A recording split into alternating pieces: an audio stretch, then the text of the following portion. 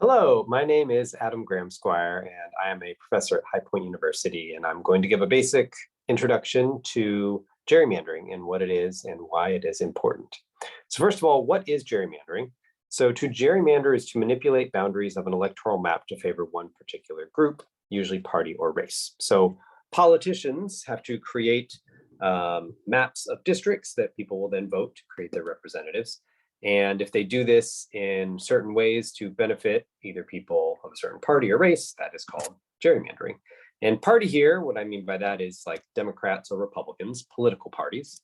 And race is typically Black and white. So in the past, usually really before the 60s and 70s, racial gerrymandering was fairly common in the sense that white politicians would draw electoral districts in ways that would disfavor Black voters.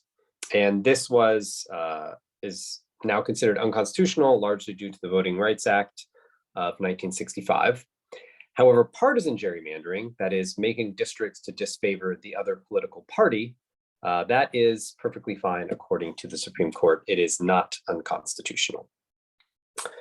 So what does this mean? How would you even do such a thing? Let me show you using a fairly basic example, and then I'll get into a real world example of what this looks like and the results of it. So here we have a state that has 25 districts, each of these, 25 blocks. Each of these you can think of as a voting precinct.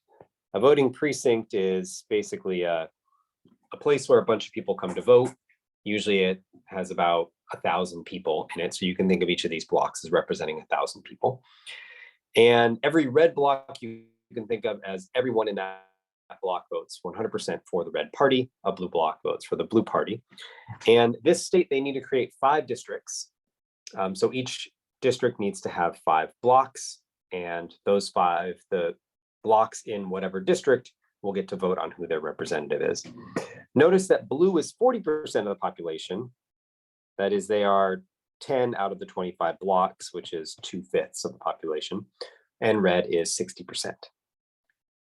So what would be a way of making districts that would fairly represent the population? Well, you could make a whole bunch of horizontal districts. And in these 2 districts, everyone in that district is going to vote for the blue party. So a blue candidate is going to win. And in these 3 districts here, everyone's going to vote for the red party. So those 3 districts are all going to elect a red politician. So 2 of the districts go for blue, 3 of them go for red. And that's basically proportional to their population. So the blue party is winning 2 out of the 5 districts. And they also, that's 40%. Blue is also 40% of the population. So it matches up perfectly. Their representation matches their population. Notice that these districts are not that competitive in the sense that there's no way that a red candidate can win in this district. But for our simple example here, we're just going to sort of let that go. What if the red party were drawing the districts and they had all the power? Well, they might say, vertical stripes are not in style anymore. Horizontal is really the way to go. And in each of these districts, you'll notice that there are 3 red blocks and 2 blue. So when they go to vote, the red party is going to get more votes, and the blue party is going to lose every one of those districts. So every single one of the districts goes to red. There's no blue districts. All 5 of them are red. In other words, red wins 100% of the representation, even though they're only 60% of the population. And we would say that that district is gerrymandered in favor of the red party. You could argue that some of these districts are a little bit more competitive because it's only 3 red to 2 blue. And there is some advantage in that, but in this case, it's large enough that really no blue candidate would be likely to win. Now suppose that the blue party was making the districts. Well, they might say, well, how about we draw our districts this way? You know, forget these straight lines. Let's make things that are a little more interesting and exciting.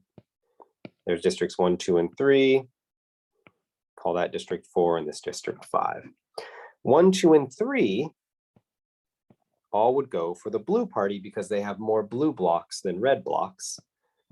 Districts 4 and 5 would both go to the red party because they're all red. And we would end up with 3 blue districts and 2 red. 3 blue, that's 3/5, that is 60% of the representation. So they would have more political power than the red party, even though they only have 40% of the population. And one of the ways we describe how this gerrymandering occurs is what we call packing and cracking. So to use packing against another party is what's happening in, say, District 4. The red party only needs 3 of those blocks in order to win the district. So when they get these other red blocks, when they have 5 of them, those extra red blocks are effectively wasted. Those are wasted votes for the red party. They don't actually need them, but because they're all packed in there, the red party is wasting those votes. And that is what we would call packing. District 1 represents what we call cracking, because here the 2 blocks for the red party, those basically go to waste because the blue party already has 3 blocks. They're going to win the district. So again, these red blocks are getting wasted. And we use the term cracking because the idea is you're cracking the opponent's vote into small enough pieces that you can put them in a district and your party will still win, but you're putting enough cracked votes in there that the other party will lose some of their votes. So packing and cracking is the way that gerrymandering occurs. And then the last thing I wanted to point out is why this matters. How does this actually play out in the real world?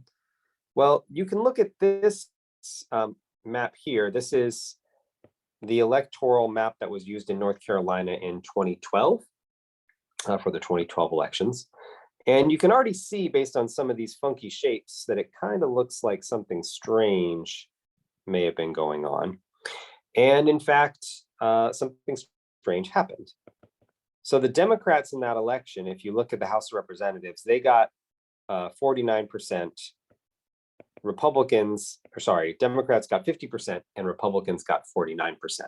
These districts, by the way, were drawn up by Republicans. So Democrats had a majority of the vote.